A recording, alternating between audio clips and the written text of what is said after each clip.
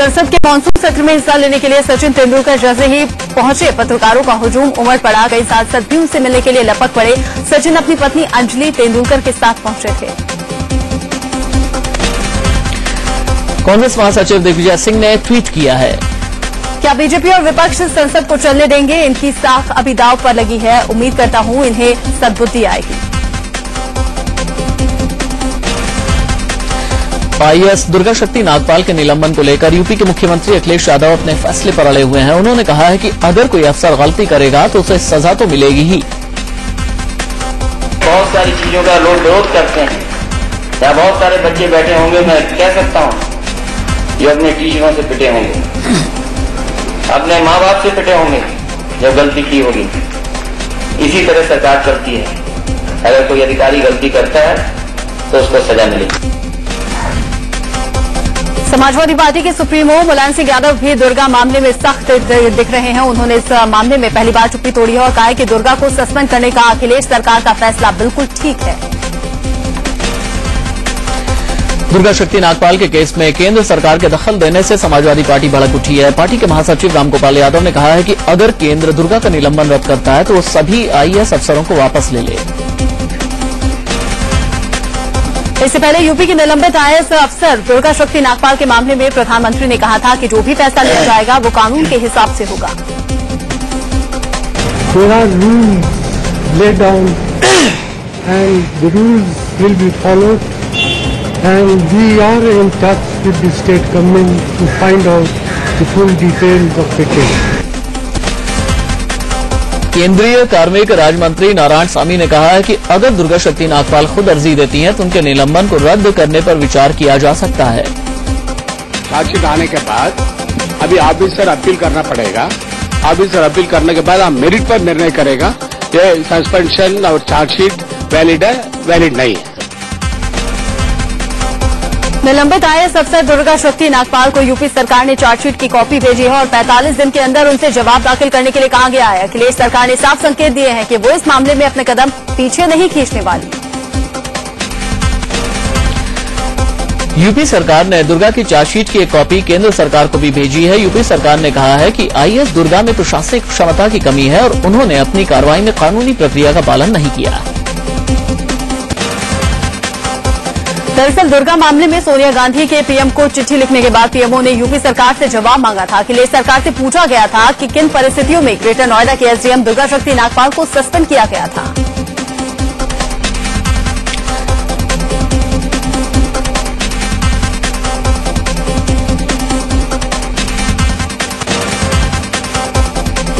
BSP supremo Mayawati ने एक बार फिर से कहा है कि आईएएस दुर्गा शक्ति नागपाल के साथ अन्याय हुआ है। उन्होंने कहा कि यूपी में कानून व्यवस्था गिर गई है। दुर्गा शक्ति मामले पर केंद्रीय मंत्री जितिन प्रसाद ने अखिलेश सरकार पर निशाना साधा है। उन्होंने कहा कि एक समुदाय विशेष को खुश करने के लिए समाजवादी पार्टी ने ईमानदार अफसर पर गलत कार्रवाई की। ग्रेटर नोएडा में अल्पसंख्यक समुदाय के लोगों ने दुर्गा शक्ति नागपाल के समर्थन में लामबंद होना शुरू कर दिया है। इनका कहना है कि वक्फ बोर्ड की जमीन पर भूमाफियाओं ने कब्जा कर लिया था, जिसके खिलाफ दुर्गा नागपाल ने अभियान चलाया था। आईएएस दुर्गा शक्ति नागपाल मामले पर दिग्विजय सिंह ने बीजेपी पर निशाना साधा है। उन्होंने ट्विटर पर लिखा कि बीजेपी यूपी में रेत खनन माफिया का विरोध कर रही है, लेकिन क्या बीजेपी मध्य प्रदेश में चल रहे रेत खनन माफिया तंत्र पर लगाम लगाएगी जो बीजेपी के मुख्यमंत्री के संरक्षण में चल रहा है। अलग विदर्भ राज्य की मांग को लेकर दिल्ली के जंतर मंतर में विदर्भ समर्थकों ने धरना प्रदर्शन शुरू कर दिया है। धरने में शामिल होने के लिए नागपुर से सैकड़ों की तादाद में लोग पहुंचे हैं। तेलंगाना की तरह ये भी अलग विदर्भ की मांग पर अड़े हैं। अलग बोडोलैंड राज्य की मांग को लेकर असम के कुछ सांसदों ने संसद परिसर में खूब नारेबाजी की। बोडोलैंड का बड़ा सा मैप लेकर इन सांसदों ने अलग राज्य की आवाज उठाई। असम के कोकराझार में बंद का खासा असर देखने को मिल रहा है। यहां अलग बोडोलैंड राज्य की मांग को लेकर ऑल बोडोलैंड स्टूडेंट यूनियन ने बंद बुलाया है। बंद के दौरान बाजार में दुकानों पर दिन भर ताले लटके रहे। दार्जिलिंग में भी गोरखालैंड की मांग को लेकर प्रदर्शन जारी है। यहां शनिवार से ही बंद है। इन लोगों की मांग है कि गोरखालैंड को जल्द से जल्द अलग राज्य बनाया जाए। दार्जिलिंग में अलग गोरखालैंड की मांग को लेकर बंद के तीसरे दिन भी प्रदर्शनों का दौर जारी रहा। लोगों ने हाथों में मशाल लेकर जमकर नारेबाजी की। प्रदर्शनकारियों में महिलाएं बढ़ चढ़कर हिस्सा ले रही हैं। अंडरवर्ल्ड डॉन अबू सलेम को सुप्रीम कोर्ट से बड़ा झटका लगा है। सुप्रीम कोर्ट ने साफ कर दिया है कि सलेम का प्रत्यर्पण नहीं किया जाएगा, यानी अब सलेम वापस पुर्तगाल नहीं जा पाएगा। अबू सलेम ने पुर्तगाल की अदालत के फैसले का हवाला देते हुए प्रत्यर्पण की अर्जी लगाई थी। उसे सभी मुकदमों को निरस्त करने की मांग भी की थी, लेकिन सुप्रीम कोर्ट ने कहा प्रत्यर्पण संधि का कोई उल्लंघन नहीं हो रहा है और सलेम को अर्जी उसकी खारिज नहीं की जाएगी। हालांकि सुप्रीम कोर्ट ने सीबीआई से कहा है कि वो सलेम से सारे आरोप हटा ले जिसमें उसे फांसी की सजा हो सकती है। सलेम पर ऐसे चार्ज हटाने की मांग सीबीआई ने खुद की थी, जिसे मान लिया गया। अबू सलेम को 11 नवंबर 2005 को प्रत्यर्पण के जरिए भारत लाया गया था। तब ये शर्त रखी गई थी कि सलेम को फांसी की सजा या फिर 25 साल तक की सजा नहीं दी जाएगी। आईपीएल फिक्सिंग पर बनी बीसीसीआई की जांच टीम को अवैध बताने वाले बॉम्बे हाईकोर्ट के फैसले को बीसीसीआई ने सुप्रीम कोर्ट में चुनौती दी है। 3 जुलाई को आईपीएल गवर्निंग काउंसिल की बैठक के बाद बीसीसीआई ने इस फैसले को चुनौती देने का मन बना लिया था।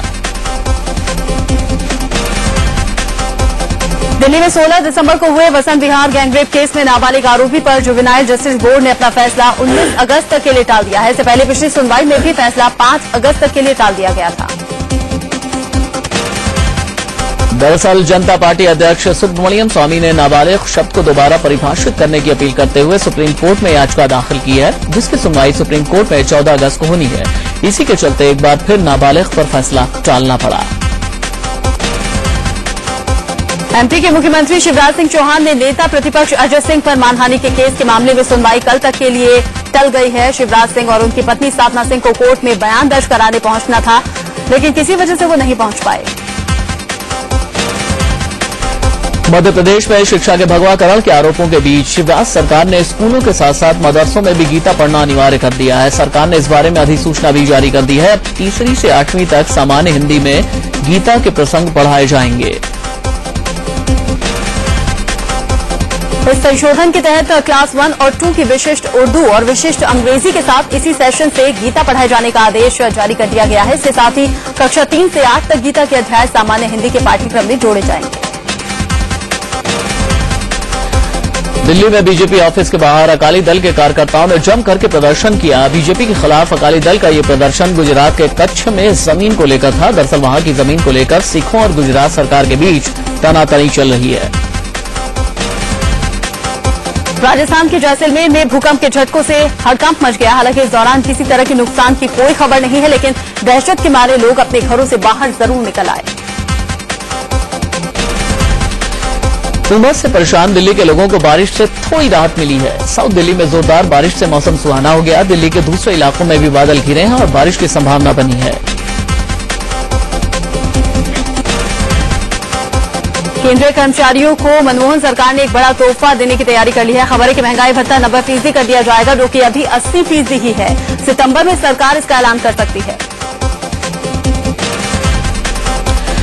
केंद्र सरकार अगर महंगाई भत्ते में इजाफा करती है तो इससे 50 लाख केंद्रीय कर्मचारियों को फायदा होगा। साथ ही बढ़ा हुआ महंगाई भत्ता पेंशन धारकों को भी मिलने से 30 लाख रिटायर्ड लोगों को भी पेंशन बढ़ जाएगी। इंदौर के कांग्रेस कार्यालय में कार्यकर्ताओं की आपस में भिड़ंत को कैमरे में कैद कर रही मीडिया को संजय निरुपम के गुस्से का शिकार होना पड़ा। संजय निरुपम ने कार्यकर्ताओं को समझाने के बजाय मीडिया पर दादागिरी दिखाना बेहतर समझा। भारतीय जनता युवा मोर्चा के पंजाब के प्रदेश अध्यक्ष मोहित गुप्ता ने पिछले 10 दिनों में 50,000 कार्यकर्ता जोड़ने का दावा किया। पार्टी ने पंजाब को 2 महीने में 5 लाख सदस्य बनाने का लक्ष्य दिया है। पंजाब के मुख्यमंत्री प्रकाश सिंह बादल ने केंद्र सरकार पर धोखा देने का आरोप लगाया। बादल ने कहा कि केंद्र सरकार ने राज्यों को ज्यादा से ज्यादा अधिकार देने का वादा किया था, लेकिन इस मामले पर आयोग बनाकर सिर्फ वक्त बर्बाद किया जा रहा है। भटिंडा में पंच और सरपंचों को पंजाब के मुख्यमंत्री प्रकाश सिंह बादल ने शपथ दिलवाई। इस मौके पर 295 सरपंच और 2200 पंचों ने शपथ ली।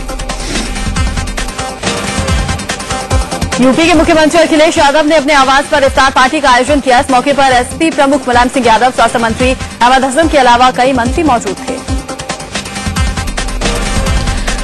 राजस्थान के जोधपुर में सीएम अशोक गहलोत एक नई रेल योजना को हरी झंडी दिखाते नजर आए। कोठी रेलवे स्टेशन से वरिष्ठ नागरिक तीर्थ यात्रा योजना के तहत जगन्नाथपुरी के लिए ट्रेन को रवाना किया गया। रवानगी से पहले सीएम ने यात्रियों से मुलाकात कर यात्रा के लिए उन्हें शुभकामना दी। चंडीगढ़ से मडगांव जाने वाली मडगांव एक्सप्रेस को पूर्व रेल मंत्री और चंडीगढ़ के सांसद पवन बंसल ने हरी झंडी दिखाई। बंसल ने रेल बजट में चंडीगढ़ को 11 नई ट्रेनें देने का ऐलान किया था। बंसल ने कहा, इस ट्रेन के चलते चंडीगढ़ के लोगों को फायदा होगा। आज है सावन का दूसरा सोमवार और आज शिवरात्रि भी है। देश भर के मंदिरों में शिव भक्तों की भीड़ उमड़ी हुई है। लोग सुबह से ही भगवान शिव की पूजा के लिए मंदिरों में जुटे हैं। सड़क पर कांवड़ियों में भी गजब का उत्साह नजर आ रहा है। सावन के दूसरे सोमवार के मौके पर महाकाल की नगरी उज्जैन में शिव भक्तों का तांता लगा हुआ है। सुबह महाकाल की भस्म आरती के बाद पंचामृत से विशेष अभिषेक किया गया। आज शाम को बाबा की सवारी निकाली जाएगी। वाराणसी में बाबा विश्वनाथ के दरबार में देर रात से ही भक्तों का तांता लगा हुआ है। सावन के दूसरे सोमवार के मौके पर मंदिर में भक्तों की लंबी लाइन लगी है। यहां कांवड़ियों की संख्या 1 लाख के ऊपर पहुंच चुकी है। तीर्थ नगरी हरिद्वार में भी सावन के दूसरे सोमवार के मौके पर शिव मंदिरों में भक्तों का तांता लगा हुआ है। सुबह से ही श्रद्धालु गंगा नदी में स्नान करने पहुंच रहे हैं और शिव मंदिरों में पूजा के लिए भी भीड़ जुटी हुई है। यूपी के मेरठ में भी सुबह से ही शिव मंदिरों में कांवड़ियों की भारी भीड़ देखी जा रही है। चारों तरफ बोल बम की गूंज सुनाई दे रही है। पुलिस की तरफ से सुरक्षा के पुख्ता बंदोबस्त किए गए हैं।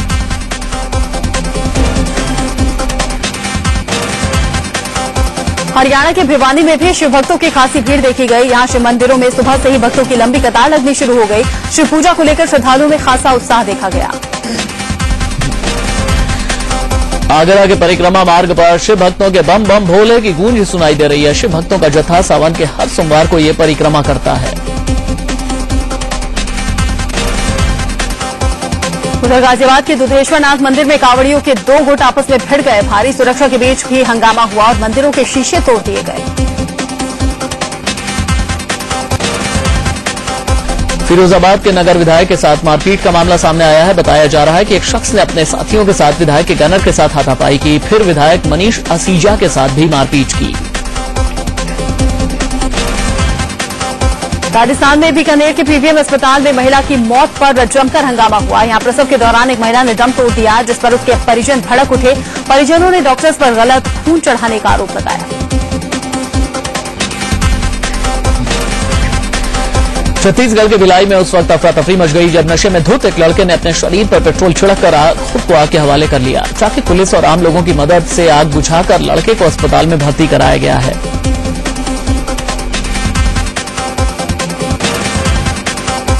मुंबई के अंधेरी में बीती रात उस वक्त रफ्तार का कहर देखने को मिला जब एक i-20 कार डिवाइडर से जा टकराई। कार में सवार 4 लड़के गंभीर रूप से जख्मी हो गए। आसपास के लोगों की मदद से घायलों को अस्पताल में भर्ती करवाया गया। बेंगलोर में एक निर्माणाधीन इमारत गिरने से एक मजदूर की मौत हो गई। बिल्डिंग के नीचे 7 मजदूरों के दबे होने की आशंका जताई जा रही है। मलबे से 3 मजदूरों को बचा लिया गया है। दिल्ली के बिंदापुर थाने के पास नवीन नाम के शख्स की बाइक सवार बदमाशों ने गोली मार दी। नवीन का आपराधिक रिकॉर्ड है। इस समय वो तिहाड़ जेल से पैरोल पर लौटा था। नवीन अपने एक साथी के साथ बाइक पर जा रहा था। उसी के पास उसे अस्पताल में भर्ती करवा दिया गया। कानपुर के शिवराजपुर इलाके में रहने वाले एक व्यापारी के 12 साल के बेटे को अगवा कर उसकी हत्या कर दी गई। लाश नहर के किनारे से बरामद हुई। अपहरण करने वाले ने व्यापारी के घर आकर 5 लाख की फिरौती मांगी थी। हरियाणा के नरवाना में मामूली बात पर 3 सगे भाइयों की हत्या से हड़कंप मच गया। खेत में काम करते वक्त आरोपी चचेरे भाई 3 भाइयों की हत्या कर मौके से फरार हो गए। पुलिस ने एक आरोपी को गिरफ्तार कर लिया है। मध्य प्रदेश के रतलाम में नर्सिंग होम के हॉस्टल में एक बड़ा हादसा हुआ। हॉस्टल में करंट फैलने से 70 लड़कियां चपेट में आ गईं। सभी को प्राइवेट अस्पताल में भर्ती कराया गया। हरियाणा के सिरसा में गैंगरेप का सनसनीखेज मामला सामने आया है। यहां 2 बदमाशों ने लिफ्ट देने के बहाने लड़की को कार में बिठा लिया और उसके बाद उसे सुनसान जगह ले जाकर उसके साथ गैंगरेप किया। पुलिस ने मामला दर्ज कर लिया है।